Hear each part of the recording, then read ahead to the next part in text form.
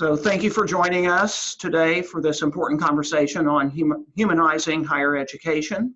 I'm Pete Mather, a professor in the higher education program at Ohio University, and I serve as a senior associate editor of the Journal of College and Character. This year marks the 20th year of the journal, and today's conversation is with two authors of the anniversary issue of the journal, Dr. Anne Colby and Dr. Richard Keeling. Drs. Colby and Keeling will be participating in a session at the upcoming annual meeting of the National Association of Student Personnel Administrators, or NASPA, and I will give more details on the session at the end of our conversation. So first, it's my pleasure to welcome our two authors to this video blog. Dr. Anne Colby is currently an adjunct professor in the Graduate School of Education at Stanford University. She was formerly a senior research associate with the Carnegie Foundation for the Advancement of Teaching. And Dr. Colby is the author of numerous books and articles that relate to the journal's theme of moral and character development. And it's my pleasure to welcome you to the conversation, Dr. Colby. Thank you. The other author who's with us today is Dr. Richard Keeling, who is the principal and senior executive consultant with Keeling and Associates. Dr. Keeling previously served as a senior student affairs administrator and tenured faculty member at the University of Virginia and the University of Wisconsin at Madison. Dr. Keeling has been deeply involved in NASPA and other prominent higher education organizations. He's widely published and served as the editor of the notable publication in the student affairs field, Learning Reconsidered. I welcome you to our conversation, Dr. Keeling. Thank you. And I'd like to start with you, Rich, as you provide in your article and your manuscript a general framing of what it means to provide humanizing education. You talk about the importance in particular of attending to holistic education. Can you talk a bit about what you mean by holistic education and why it is important, particularly at this time in history? Certainly, and thank you, Peter. The idea of holistic education is not new, but it's one that has acquired progressively really greater importance given societal and global trends, probably. The concept of education of the whole person, education of the whole student, certainly arose in many of the theoretical and philosophical texts about higher education. You referred to Learning Reconsidered, and in Learning Reconsidered, we made the statement that institutions of higher education should devote all of their resources to the education and preparation of the whole student. And the whole student means that we're not just thinking of an intellect, of an isolated brain, of an isolated cognitive capacity. That holism means that we're interested in the whole person, the person as a being, as an entity, as a person who has spiritual and other characteristics as well. And particularly, we wanted to differentiate the idea of holism from one of simply doing intellectual development as education. Because students have character, they need moral development, they have the opportunity created by higher education to know themselves and others more deeply. They have the opportunity really to create meaning about their experiences and the ideas and things that they learn about intellectually and extracurricularly in higher education.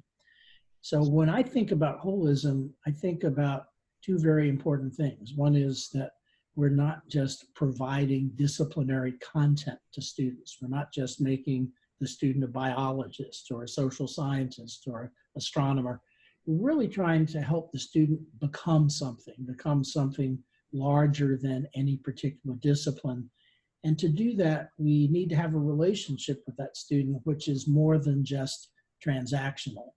And the reason that all of this becomes more important as time has gone on is that increasingly higher education has lost track of what it means to do real higher learning, which is what develops the whole person, and has increasingly become transactional. That is, students pay tuition and fees, and in return for that, they get a credential, they get a degree or a certificate, and the entire interaction begins to feel like you're paying for something as opposed to you're earning your way through a process that enlarges you, creates the possibility for meaning, and makes the entire experience of higher education one that grows the entire person.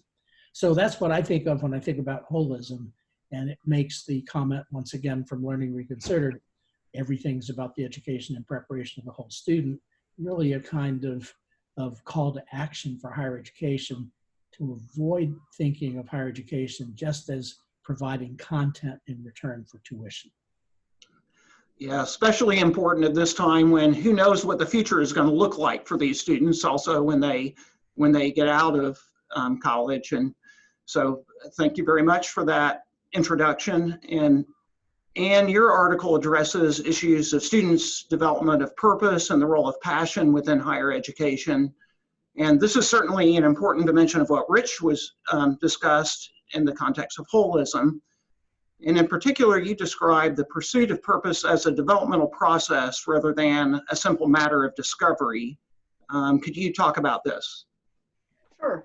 Let me start by saying how my colleagues and I define purpose, what it is, because people use the term in very different ways, one from another.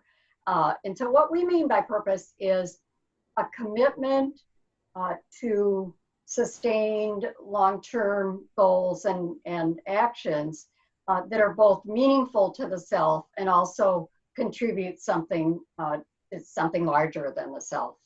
Contribute, we call it beyond the self. And that doesn't have to be pro-social in the usual sense, although it often is, but it could be, you know, contributing to a discipline, to science, to art, that kind of thing. But it has to involve that it's both meaningful to the person and also contributing to something larger. And there's been a lot of research on purpose, both at our center at Stanford and also other places. And what has been shown consistently, and this is across the age span from sort of early mid-adolescence through old age, is that people who are purposeful, who organize their lives around one or more of these kind of sustained commitments, they're greatly individually benefited. They're more engaged with their studies, they're more engaged with their work, they're in a sense happier, they're higher on all kinds of measures of well-being and character dimensions and so on. So it's greatly beneficial for the person. But at the same time, because we define it as a commitment to something larger than the self, it's also, it connects people with concern for the whole or something larger.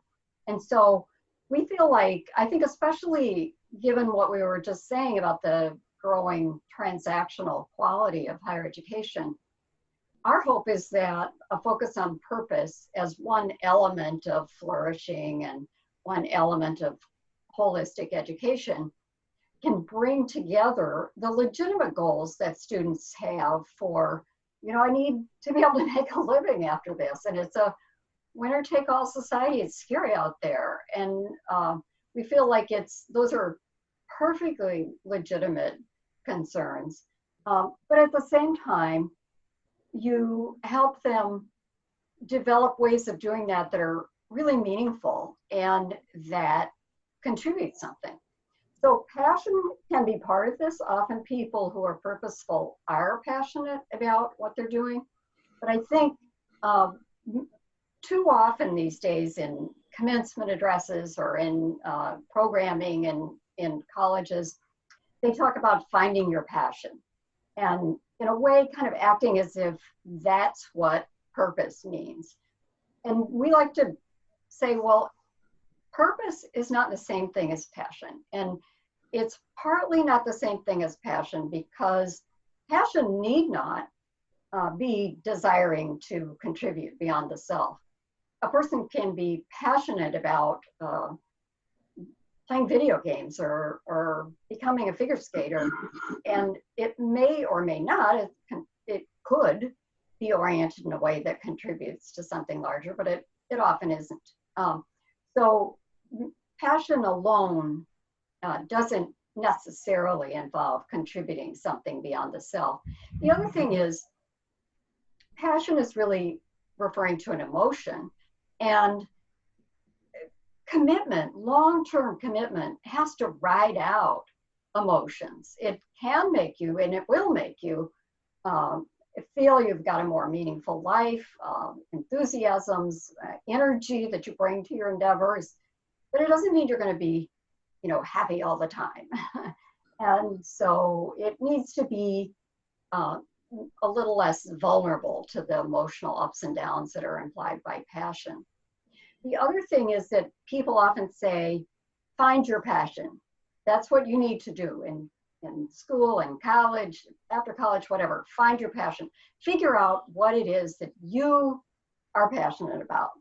And I think that's another mistake, that there's been some really interesting research on this, mostly based at Stanford, but elsewhere, that if people think about their passion or their purpose or something they're after in life as kind of, it's out there, you need to find it. It's just hiding, waiting for you to find it. That's a much less constructive approach to the whole thing than let's engage with our whole self, as Rich would say, and develop interests and passions and commitments.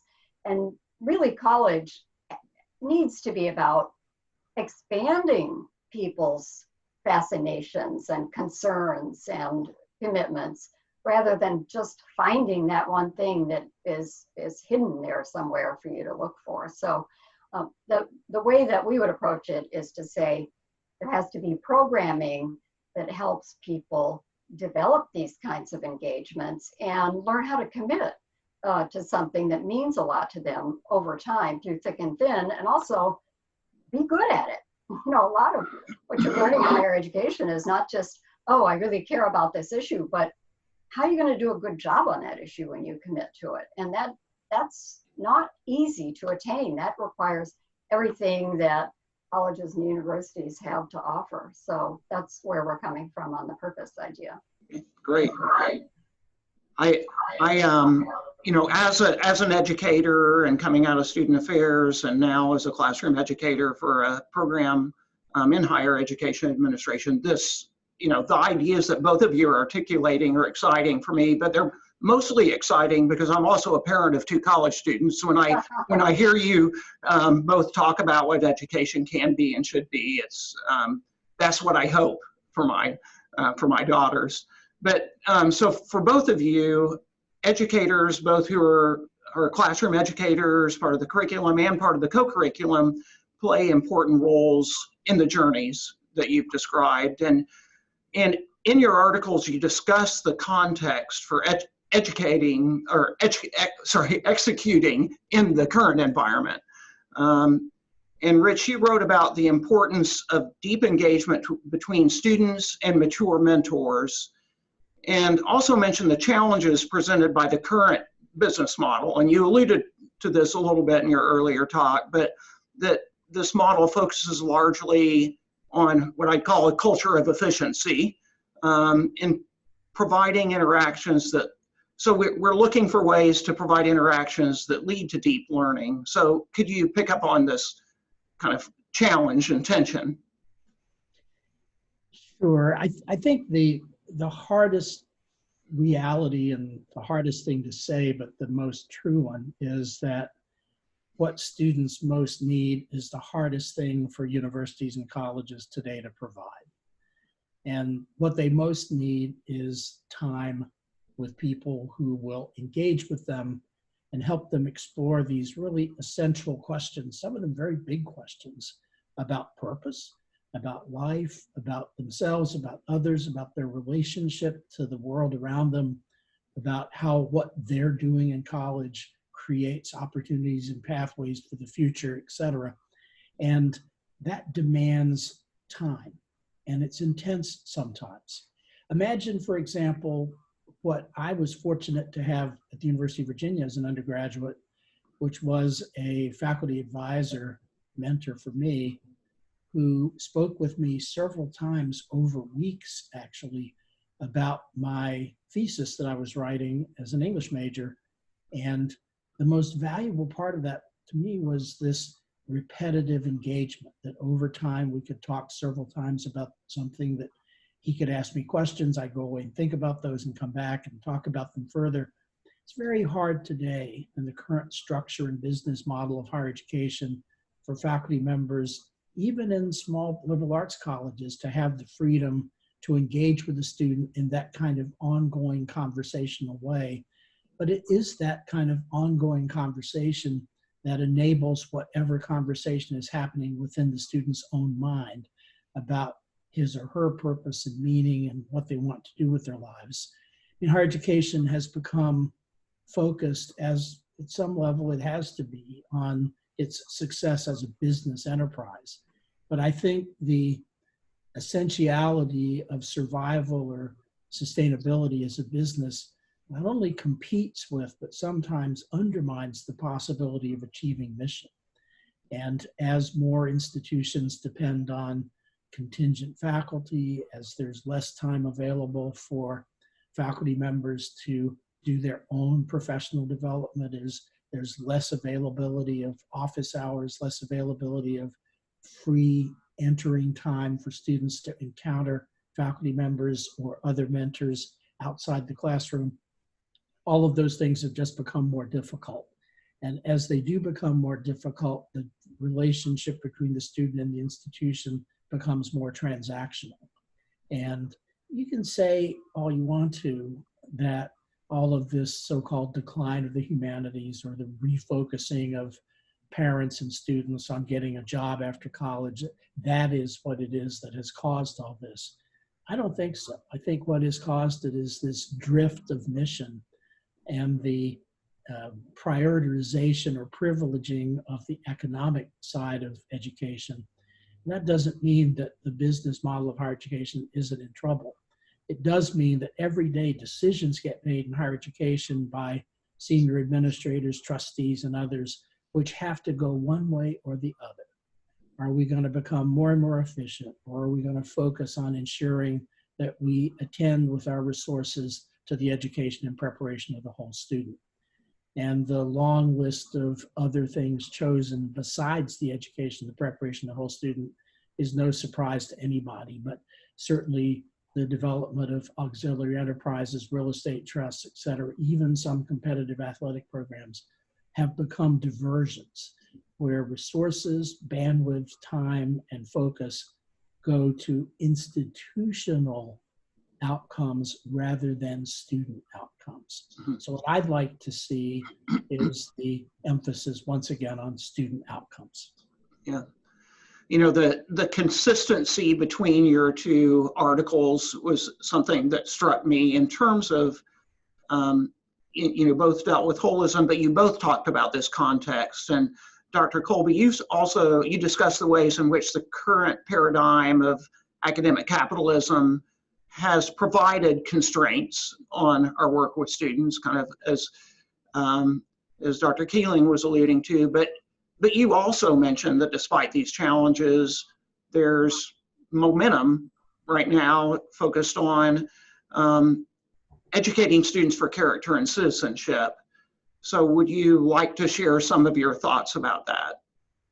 Sure, yeah, actually, I mean, though I don't disagree with anything that Rich said, and it's a concern, of course, I'm somewhat optimistic, at least. I see a lot of openings for continuing education around various aspects of what I would call flourishing of the whole student, which includes purpose, but other things as well. My colleagues and I here have funding from the Mellon Foundation. We're just in the first phase of a study of purpose in undergraduate students, and we have 11 colleges and universities around the country participating, and there are very diverse array, all different institutional types and locations. And we've only done one wave of surveys with the students. We'll do another wave, and then also interviews and campus visits. But what we're seeing is that the students who are already emerging into purposeful commitments, that we can already identify some factors that are associated with that in the college environment. And one of them, we asked students about classroom experiences, about their connections with individual faculty and staff, as Rich was talking about, their civic engagement, all kinds of different experiences that they may be having. And some of these appear to have a strong relationship with the development of purpose in a positive way. We're finding, and it may not be to the intense degree, and I'm sure it's probably not to the intense degree that Rich was recommending and would like to see, but we're seeing a lot of students at all these universities reporting that they have met individually with faculty and other staff and advisors. And we asked them about what they talk about and how they talk about it.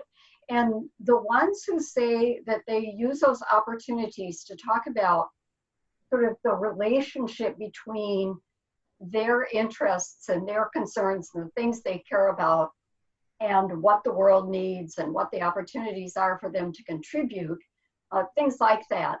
Those are the ones that are higher in their purpose development.